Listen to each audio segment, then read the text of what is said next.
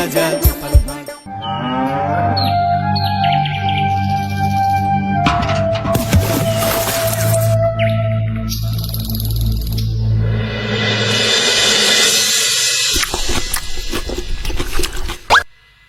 কি জল নেই? জল শেষ হয়ে গেল নাকি? এই জানো তো, গ্রামের সব জলাশয়ের জলস্তর না নেমে গেছে, পুকুরও শুকিয়ে গেছে, কুয়োতে জল অনেক নিচে চলে গেছে। কি যে হবে কে জানে। এই বছর তো বৃষ্টি হয়েছে কম, তার উপর মানুষজন জল ব্যবহারের চেয়ে নষ্ট করে বেশি। দেখি মহারাজকে বলতে হবে।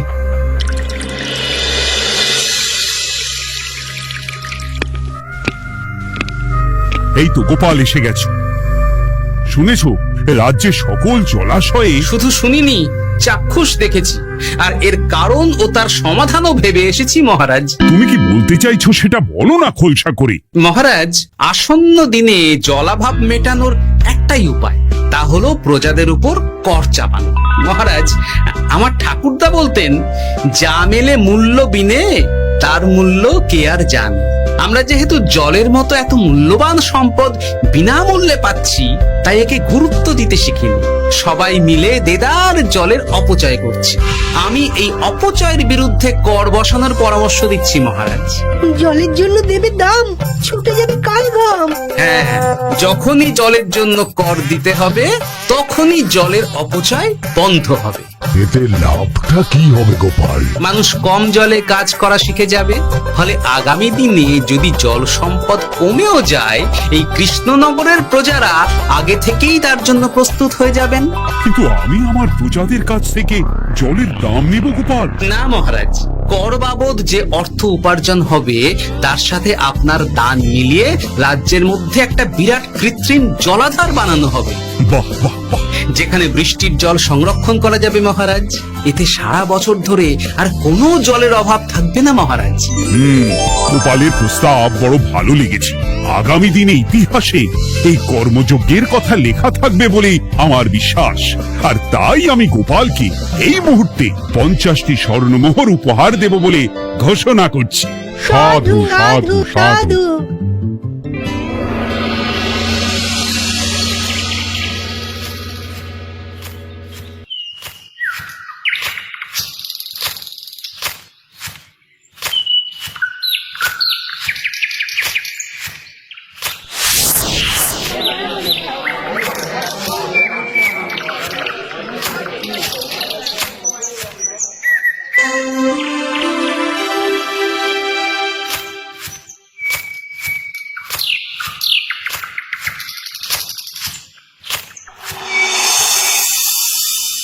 মানে আমার এই এতটুকু স্বাদ তুমি পূর্ণ করবে না? আমি কি নিজের জন্য চেয়েছি নাকি? সবই তো পাবে তোমার মেয়ে আর জামাই। হ্যাঁ, সে বুঝেছে গিন্নি, তাই বলে এতগুলো মুদ্রা আমি খরচ করতে পারবো না। পারবে না? আমি তাঁতির বাড়ি থেকে মেয়ে জামাইয়ের জন্য কয়েকটা শাড়ি আর ভালো পাঞ্জাবি কিনে একটু পাঠাবো। কিন্তু এখন আমার কাছে অত মুদ্রা নেই গিন্নি, পরে পেলে আমি ঠিক তোমার স্বাদ পূরণ করব। আবার বাজে কথা বলার জায়গা পাও না তুমি। এতক্ষণ কোথায় ছিলে গো? আমি বেলায় নদীর পাড়ে গিয়েছিলাম, তখন কমলা আমাকে বলল তোমায় নাকি দেখেছে। কি দেখেছে?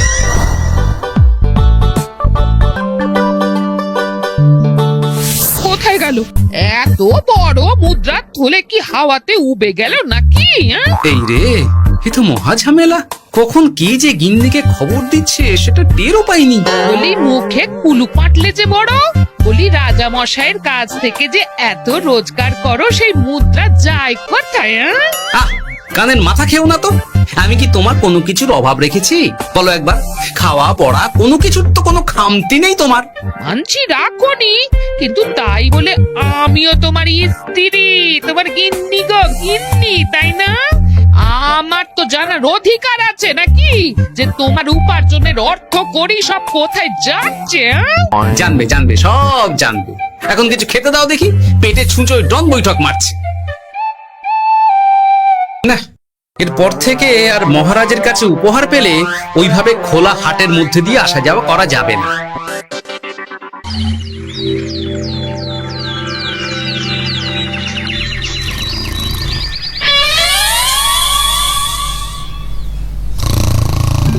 তোমার আর কোনো চিন্তা নেই গোপাল, আমি তোমার মাসোহারা তো বাড়িয়ে দিলাম, সঙ্গে প্রত্যেক দিন তুমি 10 মোহর করে পারিতোষিক পাবে। এই নাও।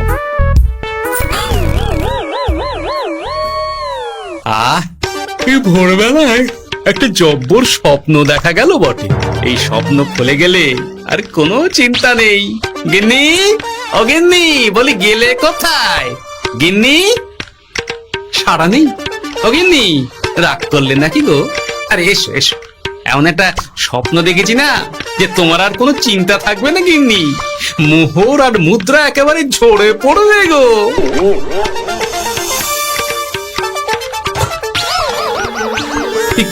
কি সব ফলাহার সাজিয়ে রেখে গেল কোথায় গিন্নি? নিজের বাপের বাড়িতে তো যাবে না, কেউ নেই সেখানে। মেয়ের বাড়ি গেল নাকি? না, মেয়ের বাড়িতে তো গিন্নি যায় না। তাহলে না না, খালি পেটে এত ভাবতে পারছি না। আগে মুখ হাত ধুয়ে এসে কিছু খেয়ে নি, তারপর দেখি গিন্নি কোথায় গেল। না, গিন্নিকে তো কোথাও দেখলাম না। গেল কোথায়? যাকে আগে রাজবাড়িতে তো যাই, ফেরার সময় না হয় আবার খোঁজ নেব, ততক্ষণে ফিরেও আসতে পারে।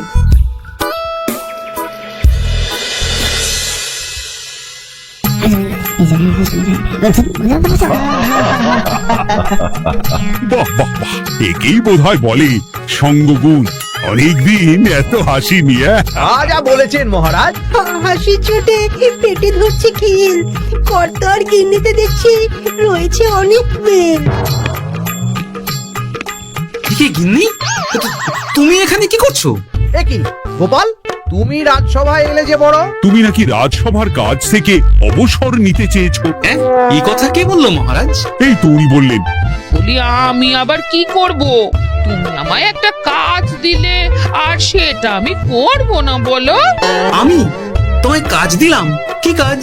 বাবা গোপাল, তুমি কি আকাশ থেকে পড়লে নাকি? তুমি তো তোমার গিন্নিকে বলে পাঠিয়েছো যে তুমি আর রাজসভার কাজে যোগ দিতে চাও না। তোমার নাকি আর কাজে মতি নেই, তুমি বিশ্রাম চাও। এই রে, গিন্নি দেখি ভয়ঙ্কর চাল দিয়েছে। আমার নামে রাজসভায় এসে এইসব বলেছে। তাই কথা ঠিকই গোপাল, যে তোমার অবসর গ্রহণের কথা শুনে আমি বিশেষ মনমরা হয়ে পড়েছিলাম। কিন্তু তোমার গিন্নি যেভাবে রাজসভায় হাসি মজা হুল্লোড় পরিবেশন করছে, তাতে আমার মনে হচ্ছে এ সাপে বর হয়েছে। এই বেলা যদি গোপালকে কায়দা করে রাজসভা থেকে তাড়ানো যায়, তাহলে আমার পথ থেকে বিরাট বড় একটা কাঁটা উপড়ে ফেলা যাবে।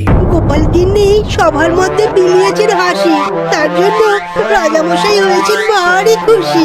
হ্যাঁ গোপাল, তাই আমি ঠিক করেছি তোমার স্থানে আমি তোমার গিন্নিকেই বহাল করব। হ্যাঁ, তোমার সঙ্গে ঘর সংসার করে ওর বুদ্ধি বেশ খোলতাই হয়েছে, সেটা বোঝাই যাচ্ছে। এছাড়াও আমাদের অনেক পরামর্শ দিয়ে সাহায্যও করতে পারবে। তাছাড়া উনি মহিলা বলে অন্দরমহলেও যেতে পারবেন, রানীমাও খুশি হবেন বলেই তো আমার বিশ্বাস। কি গোপাল গিন্নি, তোমার এই কাজ করতে কোনো আপত্তি নেই তো? আপত্তি কেন থাকবে মহারাজ? আমি ধন্য আপনি আমায় এত বড় সম্মান দিচ্ছেন বলে। এ তুমি আমার কত বড় সর্বনাশ করলে গিন্নি। তুমি কিনা শেষে আমার চাকরিটাই খেলে। এটা গোপালের জন্য বড় ভালো হলো, তাই না?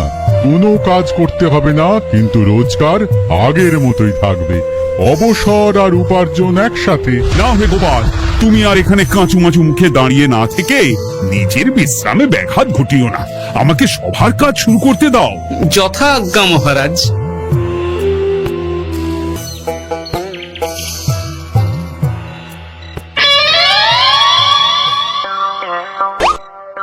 মানে মহারাজ সমস্যার সমাধান করতে দিয়েছেন তোমাকে, আর তার উত্তর দেব আমি? কেন? তুমি আমার চাকরি খাবে আর তোমার সেই চাকরি রাখার দায় নেব আমি? হ্যাঁ হ্যাঁ, নেবে।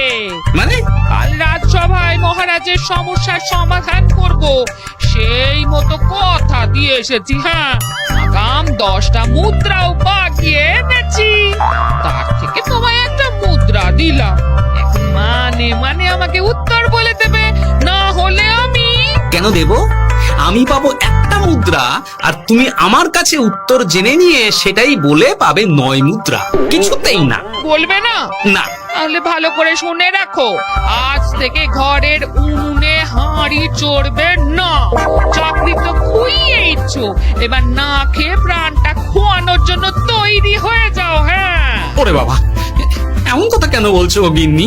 তুমি তো জানো যে খিদে একদম সহ্য করতে পারি না। এখন যদি তুমি এইসব বলো তাহলে আমার রক্ষে নেই গো। বেশ, তাহলে আমি যা জানতে চাইছি শ্বশুর শ্বশুর করে বলে ফেলো দেখি। আমি কি শাঁখের করাতে পড়লাম রে বাবা। ঠাকুর, এত দুর্ভোগ লেখা ছিল, ঘরে বাইরে সব জায়গায় এত হেনস্থা যে সহ্য করা যায় না ঠাকুর।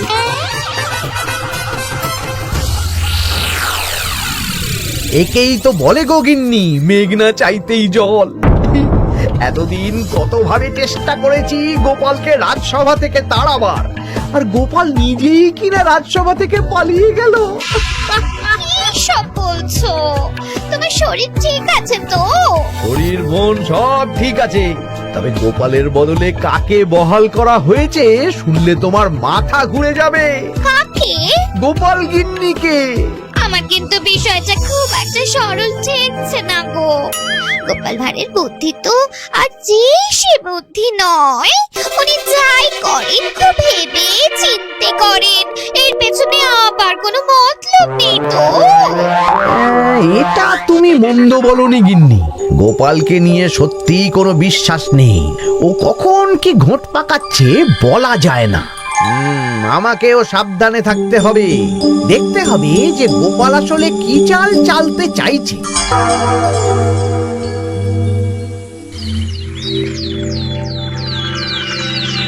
হ্যাঁ গোপাল গিন্নি, এই একটাই প্রশ্ন আমায় সারা রাত ধরে জাগিয়ে রেখেছে। মানুষ মরে ভূত হয়, ভূত কি মরে? তাহলে ভূত মরলে কি হয়? মানে মহারাজ, এই প্রশ্নের উত্তর আমার আজকে দিতে ইচ্ছে করছে না। হ্যাঁ, আমি না হয় আপনাকে আগামীকাল এই প্রশ্নের উত্তর দেব, ঠিক আছে? হ্যাঁ, গাছ থেকে পড়ে গেলে জাপটে ধরে ডালকে। আজকের প্রশ্নের উত্তর উনি দেবেন কালকে। না হে গোপাল গিন্নি, তা হয় না। এই প্রশ্ন আমাকে সারা রাত বিচলিত করেছে। আবার যদি আজকেও এই প্রশ্নের উত্তর না পাই, তাহলে তো আবার একটা নিদ্রাহীন রাত আমাকে কাটাতে হবে। মানে আমি বলছিলাম কি মহারাজ, গোপাল গিন্নি তো সদ্য এই কাজে বহাল হয়েছে, তাই তাকে তো একটু সময় দেওয়া দরকার নাকি? কিন্তু প্রশ্নের উত্তর না পেলে যদি মহারাজের শরীর খারাপ হয়, তার দায় কে নেবে মন্ত্রী মশাই? এই রে, এখন আমি কি করব? এ তো মহা বিপদে পড়লাম দেখছি। আচ্ছা মহারাজ, ঠিক আছে ঠিক আছে, আমি এই প্রশ্নের উত্তর দেব, কিন্তু আমার না একটু সমস্যা আছে।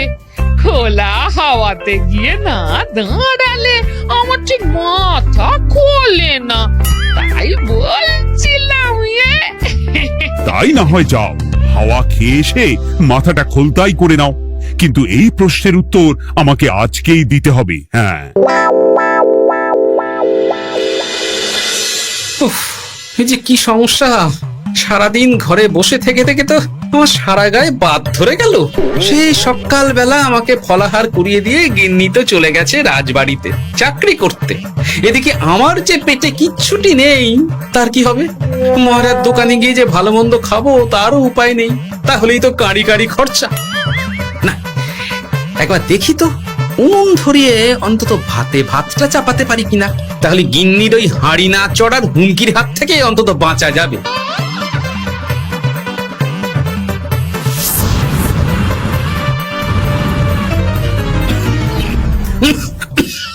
ও বাবা গো, ও বাবা, এত কেসে কেসে সোজা শেষ যাত্রা হয়ে যাবে আমার। না, এর চেয়ে না খেয়ে মরাও ঢের ভালো। দেখি তুমি বাড়িতে কেন? এত হাঁপাচ্ছ কেন? ষাঁড়ে তাড়া করেছে নাকি?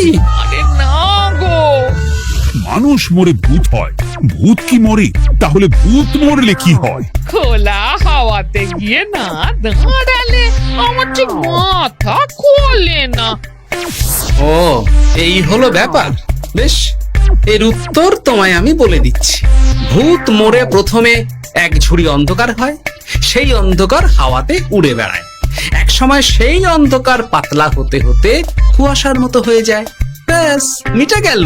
ব্যাস, মিটে গেল। যদি রাজা মশাই এই কথা বিশ্বাস না করেন, হ্যাঁ, তুমি হলপ করে বলবে আপনি যখন মরবেন একদম মিলিয়ে নেবেন মহারাজ।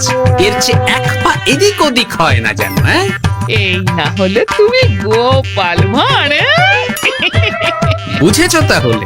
এই তুমি চিন্তা করো না, রাজবাড়ি থেকে ফেরার সময় আমি তোমার জন্য অনেক অনেক বাজার করে আনবো, ঠিক আছে? এই আমি যাই। এ তো ভারী মজা হলো। মহারাজ তক্ষুনি প্রশ্নের উত্তর চাইলে গিন্নি এইভাবে সেই রাজবাড়ি থেকে দুধ দাঁড়িয়ে ছুটে আসছে উত্তর জানতে। আমাকে তুমি একটা চাল দিয়ে কুপকাত করেছো তো গিন্নি। এইবার বুঝবে কত ধানে কত চাল।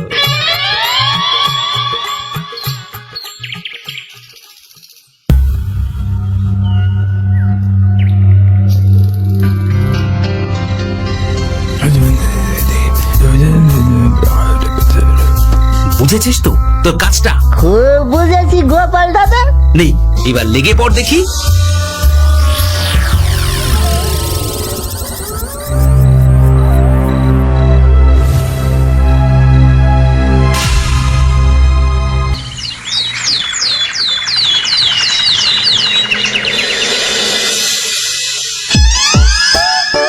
তাহলে আর বলছি কি তোমাদের, সকালবেলায় উঠে দেখি মুখের এই হাল। এই কাণ্ড কি করে হলো মহারাজ? আহ, তার আমি কি জানি। আমি সকালে উঠে আয়নায় নিজেকে এই অবস্থায় দেখে খুব চিন্তায় রয়েছি। গোপাল গিন্নি, আগে মহারাজ, গোপাল থাকলে যে কাজ করতো সেটা তো তোমাকেই করতে হবে। বলতে হবে এর সমাধান কি। হ্যাঁ মানে মানে আমি হ্যাঁ হ্যাঁ, আমার মনে আছে। তোমার তো আবার হাওয়া না খেলে চলে না। যাও যাও, তাড়াতাড়ি হাওয়া খেয়ে এর উত্তর নিয়ে এসো।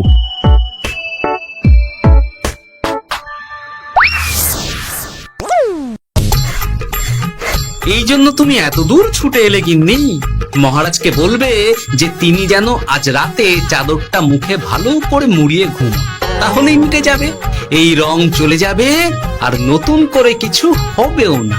ও মা, বলি এত সোজা সমাধান, হ্যাঁ? তা নয় তো কি।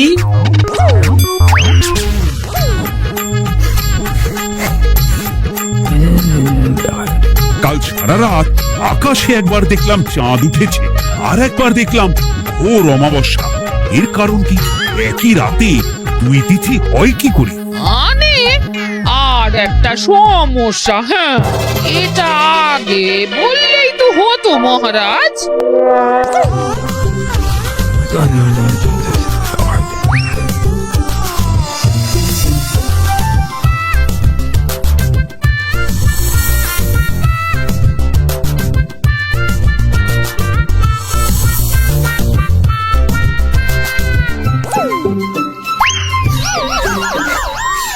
কি তুমি হাওয়া খেতে গিয়ে এইভাবে খাবি খাচ্ছ কেন গোপাল গিন্নি? এর কারণ আমি জানি মহারাজ। সে কি কাণ্ড! তুমি কি করে জানলে? গোপাল গিন্নি মোটেও হাওয়া খেতে যায়নি মহারাজ, সে গেছিল নিজের বাড়িতে গোপালের কাছে আপনার বলা প্রশ্নের উত্তর জেনে আসতে। মানে গোপাল গিন্নি তার মানে আমাকে ঠকিয়েছে? তা জানি না মহারাজ, তবে আমার মনে হয় এর পেছনে গোপালের কোনো গভীর ষড়যন্ত্র আছে, না হলে সে এমনটা করবে কেন? আর এক রাতেই আপনার সাথে এতগুলো অদ্ভুত ঘটনা পর পর ঘটবে কেন? বটে, এক্ষুনি গোপালকে ডেকে আনো।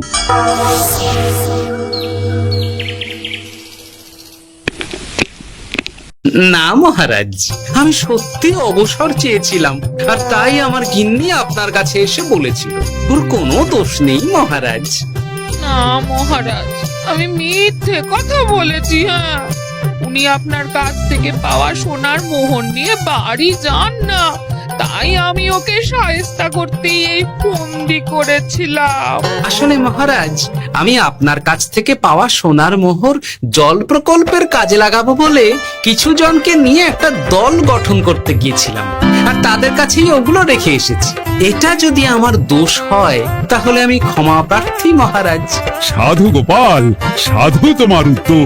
এই কাণ্ড! আর এদিকে রাজবাড়ি থেকে বাড়ি আর বাড়ি থেকে রাজবাড়ি করতে করতে আমার প্রাণ ওষ্ঠাগত হয়ে গেছে মহারাজ। ওহ, আমার ঘাট হয়েছে, আপনি আমায় ক্ষমা করে দিন মহারাজ। এইবার মজার টের পেয়েছ তো গিন্নি? আপনি আপনার আদরের গোপাল ভাঁড়কেই তার চাকরি ফিরিয়ে দিন মহারাজ। আমি যাই আমার হেসেল সামলাতে। কেলে পচা খুব ভালো করেছে বলতে হবে।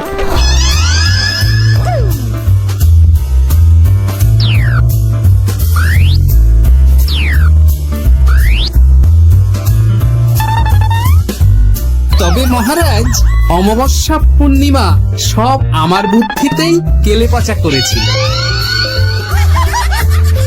আপনার ওই মুখের রং, ওটি একটি বিশেষ রং যার আয়ু একদিন, তাই ওটা এমনি মিলিয়ে গেছে। হ্যাঁ, সেই বরং ভালো। তুমি তোমার গিন্নিকে নিস্তার দাও গোপাল, তাছাড়া আমিও আমার গোপালকে ছেড়ে আর থাকতে পারছি না। যথা আজ্ঞা মহারাজ। আমারও যে আর এই অবসর ভালো লাগছে না মহারাজ। গোপাল ছাড়া রাজসভা যে লাগে ফাঁকা ফাঁকা, তাই তো আবার চাকরিতে তাকে বহাল রাখা।